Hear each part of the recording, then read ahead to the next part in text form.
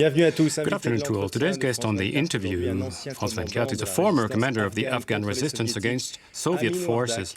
Amin Wardak has been a refugee in France since 1995. He's just published his war memoirs, published by the Artaud Company. He's been keeping an eye on the political situation in Afghanistan, where tomorrow a presidential election is taking place. His testimonial on the year 79-92, the war against the Red Army, until the start of the civil war, might help us better understand what's happening over there. Good afternoon, Mr. Wardak. First of all, what is your stance in the Afghan political scene? 41 candidates are there. Do you think something might happen, something positive might happen, might come out of all that for your country? I don't think so, because I'm in favor of elections.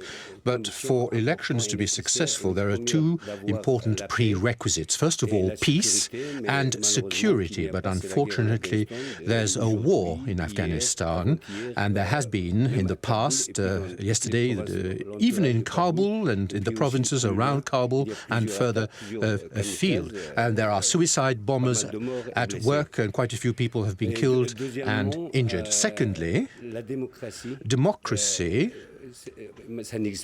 doesn't exist in Afghanistan because we are between the two worst kinds of mullahs. On the one side, there's the government with its international allies, and on the other side, there are the Taliban and Al-Qaeda. But on both sides, and in between, the civilian population are the victims, and the international forces have bombed weddings, have bombed religious ceremonies and meetings of the civilian population. It's always the civilian population which is the victim of the war. The Taliban are planting roadside bombs, sending suicide bombers. Bombs explode, which kill one or two foreign soldiers from time to time, or the Afghan army soldiers, but most of the victims are always the civilians.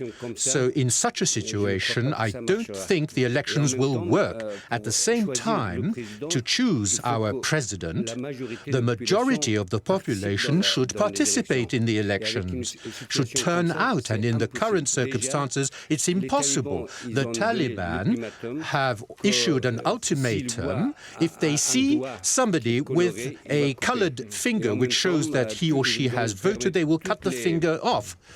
And all the roads leading to the city and town centers will be attacked by the Taliban. And the government has asked the shopkeepers to remain open, but the Taliban have been ordered by their leaders to attack the population all over Afghanistan. This morning I spoke to my brother, and he has told me that the people of his region have asked him, what should we do?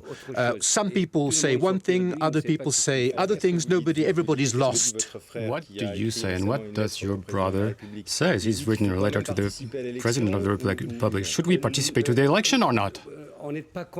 We're not against the elections, but we are saying that it's impossible. In this one, should they participate in it? In the south and in the east of Afghanistan, in many parts of Afghanistan, the population want to vote, but they cannot vote. Don't you fear that you're playing the game of the Taliban with such a position? Perhaps we are, but we have no choice. What can we do?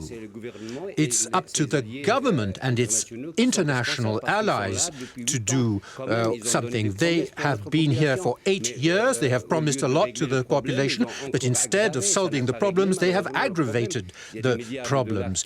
And for 8 years, the situation has not changed. The billions of dollars have arrived. With your brother, you're trying to reconcile all Afghans.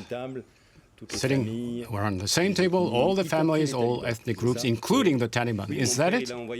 Yes, my brother sent an open letter to President Karzai 4 days ago, in which he says that the majority of the people must participate in the elections, but that they cannot do so. And if they cannot do so in these circumstances, the legitimacy of the elections will be undermined, will be unclear. and it would be advisable to postpone the elections and instead that we should organize a lawyer jirga, a meeting of all the parties, including the Karzai government, and we should invite all the tribes to this lawyer jirga, and the opposition is only Afghans without any help or interference from foreign countries. Why not? We need the proper contribution of all the parties. We need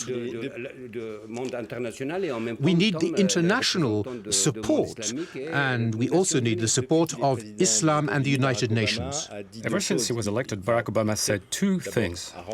First of all, he said America should send more troops in Afghanistan, and he also said that force was not enough. How do you understand his discourse? Is it an ambiguous position? Yes, it's a double language. Before Obama announced his strategy, I organized a press conference in the military school on the 16th of March, and I said that we still have 1 week for, this was a week before Mr. Obama announced his strategy, but I said that his strategy is based on 4 errors. And people had a lot of hope when Obama was elected. First of all, he has kept the same Minister of Defense in the United States, Mr. Gates, who was George Bush's Minister of Defense. Secondly, he has decided to send even more soldiers to Afghanistan. Third error, he has appointed a military representative or spokesperson in Afghanistan and Pakistan who is a soldier. And fourth error, he has sent as ambassador to Afghanistan the head of NATO, a general, a man who was head of NATO until last year. So he still is wearing a military spectacles. Tell me one thing, Mr. Wardak. You fought against the Red Army. Do you make a difference between the Red Army at the time and the NATO forces today? Or is it the same thing? It cannot be the same thing, but there isn't that much of a difference at the same time. You know, this war, for most Afghan people, this war, they consider Al-Qaeda and Taliban to be a pretext. The war in Afghanistan isn't based on a war against terrorism. It's a military, strategic and economic war. There are 5 nuclear powers which are present, which are around us: Pakistan, India, China, Iran, and Russia. And the 3 other nuclear powers are present inside Afghanistan: France, the United Kingdom, and the United States of America. So all the nuclear powers are present in the Afghan theater of operations. So it's a military war, it's a strategic and economic war, not simply a fight against terrorism. Tell me, in your opinion, are NATO forces making the same mistakes as the Soviet forces did, militarily speaking? Of course. Instead of inviting the legitimate representatives of the Afghan people, they invited only 4 groups, which represent only Pakistan, Iran, Russia, and the Americans. And they have imposed this government, and it hasn't worked. And the nation has been left aside, has been kept aside. For 30 years, all the governments in Afghanistan have been imposed. We haven't asked the Afghan people for their opinion. And so long as we don't give the Afghan people the power to choose their government, no government will work in Afghanistan. And the military solution has never worked and will never work.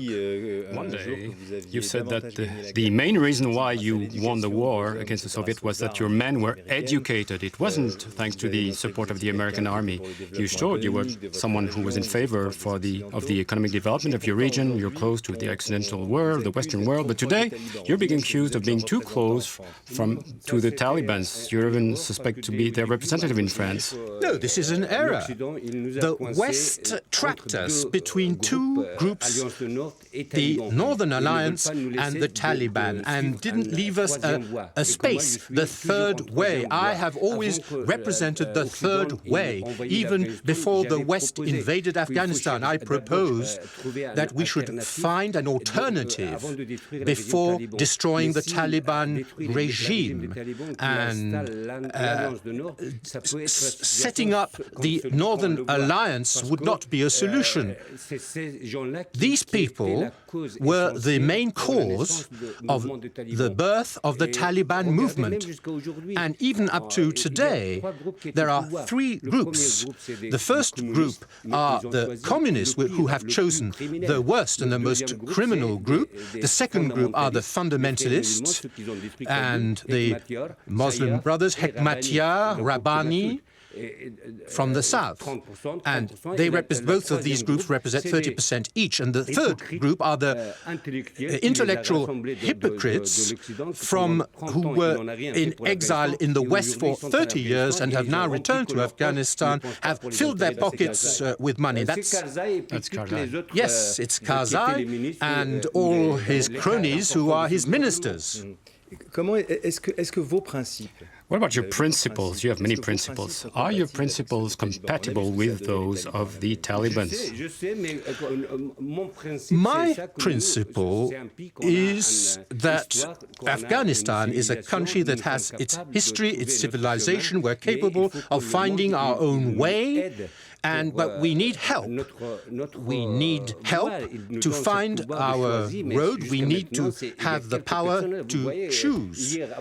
Yesterday, Dostum, for example, who was sent from Turkey, he had been expelled. He was sent to Afghanistan, and the American embassy has also stated that they were against this, but Karzai supported Dostum, and Karzai is surrounded by criminals. For example, Marshal Fahim, who was Minister of Defense under Massoud, and so for you, all these groups are one and the same. These people and the Taliban, same thing.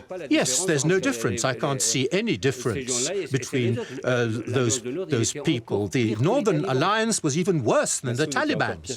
Massoud was even worse than the Taliban. Yes, of course.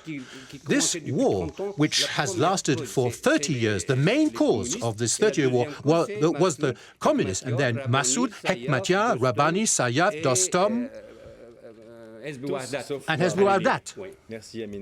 Thank you, Amin Wardak. Your memoirs are published by the Artaud Publishing House. Thank you for having been the guest of the interview. More information to come on France 24.